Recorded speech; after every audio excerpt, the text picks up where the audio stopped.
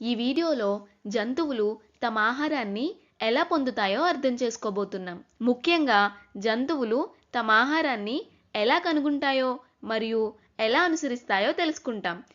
ఇప్పుడు జంతువులు తమ ఆహారాన్ని ఎలా అనుసరిస్తాయో చెప్పే ముందు, కనుగొనడం అంటే ఏమిటి, అనుసరించడం అంటే ఏమిటి అన్న దానిపైన ముందుగా ఒక ప్రాథమిక అవగాహన ఉండాలి కదా.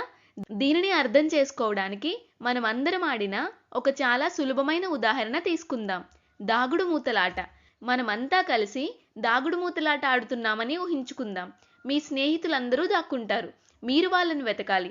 వాళ్ళని వెతకడానికి మీరు ప్రయాణాన్ని ప్రారంభించినప్పుడు వాళ్ళని వెతుకుతూ ఉండగా మీకు ఇలా అర్థమవుతుంది, వాళ్ళలో కొంతమంది చాలా స్పష్టంగా కనిపించే చోట్లే దాక్కున్నారు అని. ఉదాహరణకు, ఒక మూల చుట్టూ తొంగి చూస్తే సోఫా వెనుక వంగి కూర్చున్న మీ స్నేహితులు కనిపిస్తారు. ఇప్పుడు అతను లేదా ఆమె సోఫా వెనుకనే ఉన్నారని మీరు గుర్తిస్తారు. ఇంకా ఇద్దరు స్నేహితులు దాక్కుని ఉన్నారు. కానీ వాళ్ళ విషయంలో ఇప్పుడు మీరు వాళ్ళని వెతకడం ప్రారంభించాలి. అప్పుడు మీరు వాళ్ళ నవ్వు శబ్దాన్ని లేదా మాట్లాడే శబ్దాన్ని వింటారు. ఆ శబ్దాన్ని అనుసరిస్తూ అన్ని గదుల్లో తిరుగుతారు. చివరకు మీ స్నేహితుడిని తాకుతారు. ఇప్పుడు మీరు చేసిన పనేమిటంటే మీరు ఆహారాన్ని అనుసరిస్తూ వెతకడం. ఈ సందర్భంలో మీరు మీ స్నేహితుడిని అనుసరించి కనుగొన్నారన్నమాట. వాళ్ళని మీరు చాలా సులభంగా కనుగొన్నారు. అలానే జంతువుల విషయానికి వస్తే, ఆహారాన్ని కనుగొనడం మరియు ఆహారాన్ని అనుసరించడం అంటే ఏమిటి? ఆహారాన్ని కనుగొనడం అంటే జంతువులు చుట్టుపక్కల ఆహారం ఉందని గుర్తించడం. మరోవైపు అనుసరించడం అనేది ఆహారం ఉందని గమనించి నిజంగా ఆహారాన్ని చేరుకోవడం మధ్య ఉన్న దూరాన్ని తగ్గించే ప్రక్రియ. జంతువులు ఆహారాన్ని ఎలా కనుగొంటాయి? ఆహారం దగ్గరలో ఉందని అవి ఎలా తెలుసుకుంటాయి? ఇక్కడే అనుసరించడం అనే ప్రక్రియ ముఖ్యమైన పాత్ర పోషిస్తుంది. ముందుగా జంతువులు ఆహారం కోసం చుట్టూ గమనిస్తాయి. ఆ తర్వాత కొన్ని ప్రత్యేక సాధనాలు లేదా శరీర భాగాలను ఉపయోగించి ఆహారాన్ని సేకరిస్తాయి. ఈ వీడియో ప్రధానంగా జంతువులు తమ ఆహారాన్ని ఎలా అనుసరిస్తాయో అనే విషయంపై ఉంటుంది. ఈ అంశాన్ని ఇప్పుడు వివరంగా అర్థం చేసుకుందాం. మనందరికీ ఈ ఊహించుకునే ఆట గెస్సింగ్ గేమ్ అనేది తెలిసే ఉంటుంది. ఎప్పుడోకప్పుడు ఆడే ఉంటాము కదా. అందులో పాల్గొన్న వాళ్ళ కళ్ళకు గంతలు కట్టి వారికి ఇచ్చిన ఆహారం ఏదో ఊహించమని చెప్తారు. గమనించే ఉంటాం కదా, వాళ్ళ కళ్ళకు గంతలు కడతారు. అంటే వాళ్ళు చూడలేరు. అయినప్పటికీ పాల్గొన్న వాళ్ళలో కొంతమంది చాలా సులభంగా సమాధానం చెప్పగలుగుతారు. మరింతగా గమనించినట్లయితే వాళ్ళు నిజంగా ఏ ఆహారం ఇచ్చారో చూడలేకపోతారు అన్నది స్పష్టంగా కనిపించింది. కానీ అది వాళ్ళని ఆపలేదు. వాళ్ళలో కొంతమంది ఆ ఆహారాన్ని వాసన చూస్తారు. మరికొందరు అది ఏ రకమైందో తెలుసుకోవడానికి చేతితో తాకి చూస్తారు. ఇంకొందరు రుచి కూడా చూస్తారు. ఇవన్నీ వాళ్ళకి ఏ ఆహారం ఇచ్చారో అర్థం చేసుకోవడానికి సహాయపడతాయి. అంటే వాళ్ళు నిజానికి చేసిన పనేమిటి? తమ ఇంద్రియాలను ఉపయోగించడం. ఇంద్రియాలు అంటే ఏమిటి? ఇంద్రియాలు మన చుట్టూ ఉన్న ప్రపంచాన్ని అర్థం చేసుకోవడంలో మనకు సహాయపడతాయి. ఉదాహరణకు, అందమైన టపాసులు, వాటి ఆకారాలు, రంగులు మనం చూడగలుగుతున్నామంటే అది మన కళ్ళ వల్లే. అందమైన సంగీతాన్ని, శబ్దాలను, మనుషులు మాట్లాడుతున్న మాటలను మనం వినగలుగుతున్నామంటే అది మన చెవుల వల్లే. మరియు మనం రుచిని కూడా ఆస్వాదించగలుగుతున్నాం. ఇంట్లో తయారు చేసే రుచికరమైన ఆహారాన్ని, అలానే బయట మనం అనుభవించే రుచులను మన నాలుక వల్లే తెలుసుకోగలుగుతున్నాం. అలానే అందమైన పువ్వుల వాసనను మన ముక్కు వల్లే పీల్చగలుగుతున్నాం. చివరగా మన చుట్టూ ఉన్న ప్రపంచాన్ని తాకి అనుభూతి చెందగలగడం మన చేతుల వల్లే సాధ్యమవుతుంది. అందువల్ల ఈ 5 ఇంద్రియాలు కలిసి పనిచేస్తాయి. ఇవి మనకు బయటుండే ఏ రకమైన ప్రమాదాల నుంచైనా మనల్ని రక్షించడంలో సహాయపడతాయి. ఇప్పటి వరకు చెప్పింది మన గురించి. అయినా ఇది మనకు మాత్రమే పరిమితం కాదు. జంతువులకు కూడా ఇదే వర్తిస్తుంది. జంతువులకు కూడా ఇంద్రియాలు ఉంటాయి.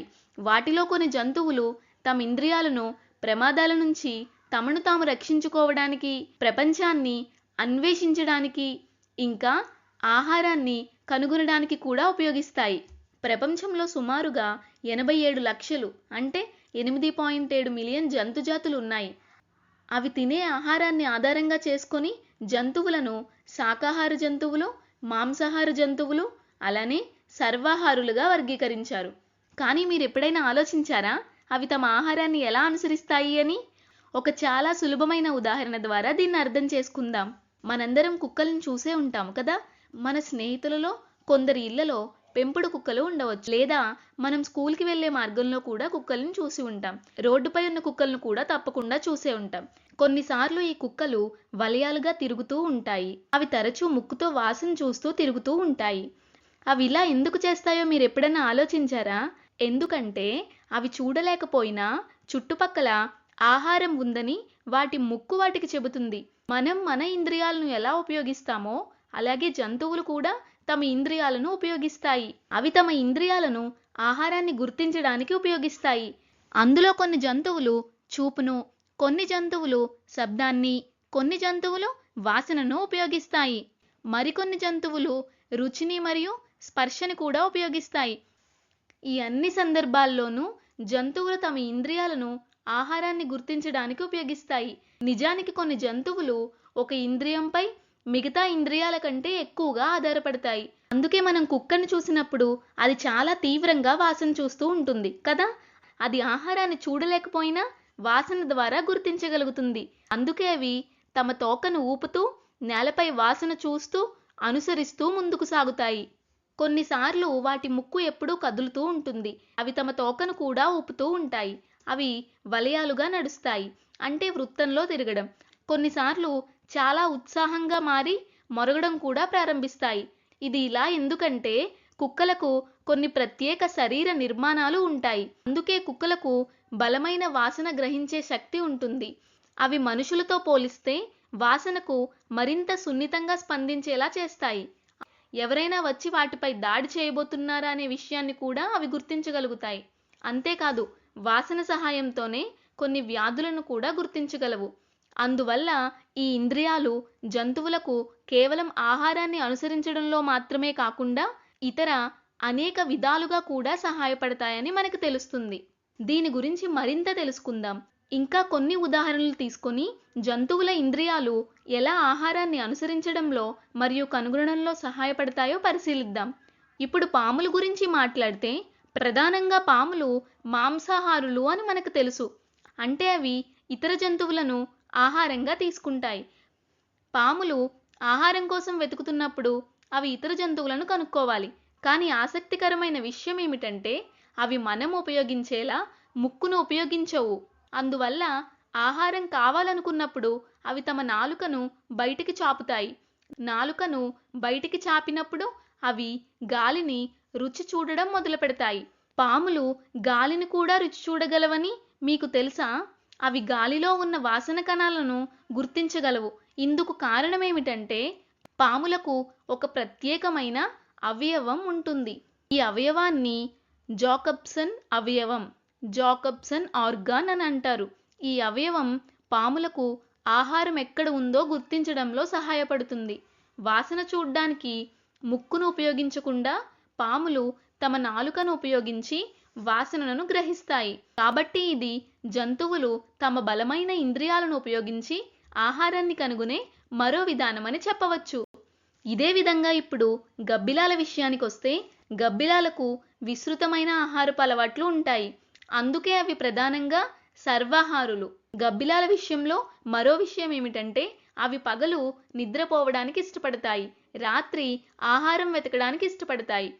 అందుకే రాత్రి అవి ఆహారం వెతుకుతున్నప్పుడు అవి సరిగ్గా చూడలేవు అని మనకు తెలుస్తుంది.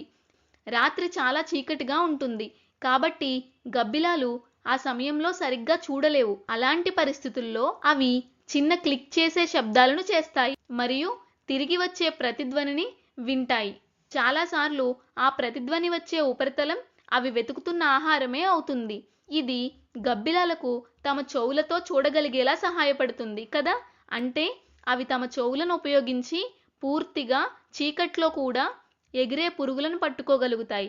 ఇలా చూస్తే ఈ జంతువులు తమ ఇంద్రియాలను ఎంత విభిన్నమైన ప్రత్యేకమైన విధానాల్లో ఉపయోగించి ఆహారాన్ని కనుగొంటాయో మనకు అర్థమవుతుంది. ఇంకొన్ని ఉదాహరణలు కూడా మనం చూడబోతున్నాం. ఇతర ఉదాహరణలకు వెళ్లే ముందు చీకట్లో అవి ఎలా ఆహారాన్ని కనుగొంటున్నాయో గమనించండి. ఇవి మాత్రమే కాదు, అంటే గబ్బిలాలు మాత్రమే కాదు, బొద్దింకలు, గుడ్లగూబలు, ఎలుకలు కూడా చీకట్లో ఆహారం కనుగొనే ఇతర జంతువులు. అంటే రాత్రి ఆహారం కోసం వెతుకుతూ లేదా చీకట్లో ఆహారాన్ని కనుగొని పగలు సమయంలో దాక్కుంటూ ఉండే జంతువులు. మనం వీటిని రాత్రిపూట సంచరించే జంతువులు, నిశాచర జంతువులు అని పిలుస్తాము. ఇవన్నీ కూడా చాలా ఆసక్తికరమైన ఉదాహరణలు. ఇప్పుడు తదుపరి భాగంలో మనం కొన్ని పక్షుల ఉదాహరణలు చూడబోతున్నాం. గ్రద్దలు మరియు రాబందులు గురించి ఇప్పుడు చూద్దాం. గ్రద్దలు మరియు రాబందులు కూడా మాంసాహారులుగా పరిగణించబడతాయి. ఇవి సాధారణంగా చాలా ఎత్తైన ప్రదేశాల్లో ఎగురుతాయి.